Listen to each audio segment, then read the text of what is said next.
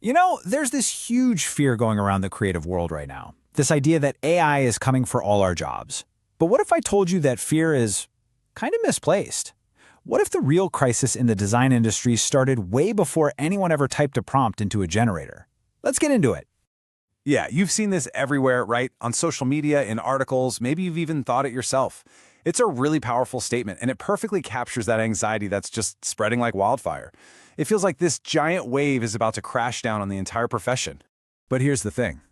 What if that diagnosis is just wrong? What if blaming AI is like blaming your thermometer for giving you a fever? The argument we're going to unpack today is that this popular opinion completely misses the real illness that's been there all along. And that brings us to the absolute core of this idea. Generative AI didn't create the crisis. Not at all. It just acted like a giant, high-powered spotlight, suddenly lighting up these deep, structural problems that have been quietly building in the design industry for years. Let's think about it like this. A symptom, like a cough, isn't the sickness itself. It's just a sign that you have an infection deep down. Well, in this story, AI is the cough. It's the loud, obvious thing that's finally making us pay attention to an industry that was already sick long before it could generate a single image. So what was this sickness? What was this pre-existing condition?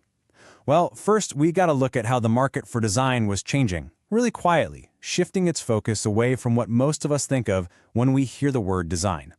See, for years, what businesses needed from designers was slowly but surely changing.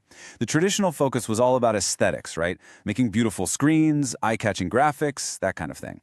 But the real demand, where the high value was shifting towards strategy. Companies desperately needed designers who could map out complex user journeys, who could understand how a whole service fits together, and who could think in terms of giant systems and even business models. The value wasn't just in the pretty pictures anymore, it was in taming complexity. And this created a massive mismatch. You had universities and boot camps just pumping out graduates who were amazing at visual execution, but the market, especially the high-paying part of it, was screaming for people with strategic, systems-level thinking. And that gap between what was being taught and what was needed, it was getting wider and wider, long before AI was even on the radar. Now, that whole skills gap thing, that was just one part of a much bigger issue. The truth is, the very foundation of the design profession itself has been shaky for a long time. It's an industry that was, in a lot of ways, built on sand. So, how did we get here? Why was there such a huge flood of designers to begin with? Well, design just became a super attractive major. The barriers to entry felt a lot lower than something like engineering. It had that cool, creative professional vibe. And focusing on a portfolio instead of just exams was really appealing. And for universities, it was a pretty cheap department to run. So you had this perfect storm that led to a massive boom in design grads. But then came the reality check. The market was never, ever big enough to actually absorb all of that new talent. Most companies only have a small number of design spots, especially for those purely visual roles. This just created total saturation. And in the freelance world, it became a race to the bottom on price. There just weren't enough of those high-level, complexity-focused jobs to go around. So what you had was a classic and pretty severe supply and demand problem. Way too many designers fighting for way too few of the jobs they were actually trained for.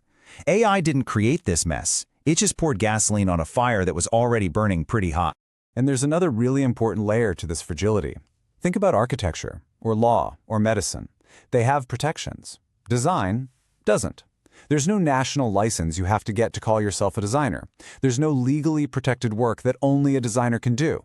Anybody can jump in, and job titles are all over the place.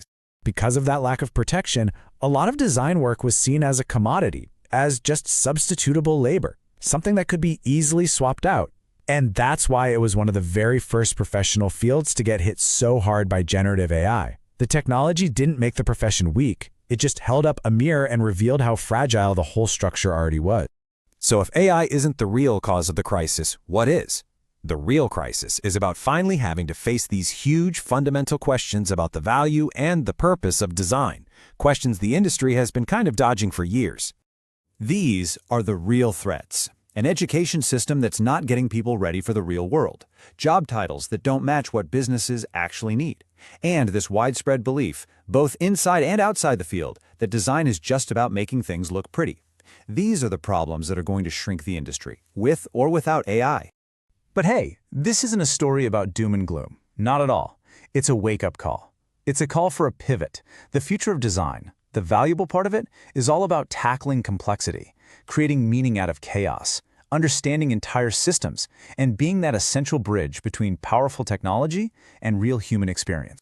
And let's just hammer this home one last time. The need to answer these big questions, the need to evolve toward this higher level work, it's not new. This challenge has always been there, just sitting under the surface. AI just came along and took away our ability to pretend it didn't exist. So really, AI isn't asking, can a robot do your job? It's forcing the entire industry to answer a much, much deeper question. When you strip away the tools, the software, and the visuals, what is the true, the lasting, the uniquely human core of design? And how we answer that? Well, that's what will define the entire future of this field.